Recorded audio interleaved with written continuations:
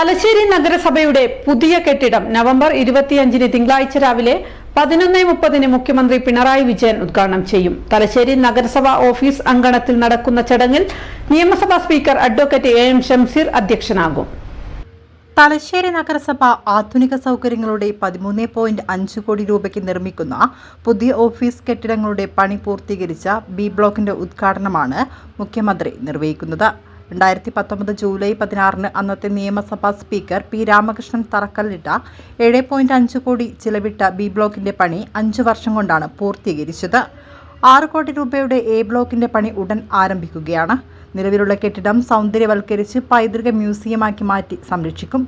പുതിയ കെട്ടിടത്തിന്റെ താഴത്തെ നിലയിൽ സെക്രട്ടറി, റവന്യൂ വകുപ്പ് ഓഫീസ്, സന്ദർശക മുറി എന്നിവയും, 1-ാം നിലയിൽ ചെയർമാൻ, വൈസ് ചെയർമാൻ, സ്ഥിരം സമിതി അധ്യക്ഷന്മാർ എന്നിവരുടെ മുറികളും അനുബന്ധ ഓഫീസുകളും, 2-ാം നിലയിൽ 75 പേർക്ക് ഇരിക്കാവുന്ന കൗൺസിൽ ഹാളുമാണ് സജ്ജീകരിച്ചിരിക്കുന്നത്.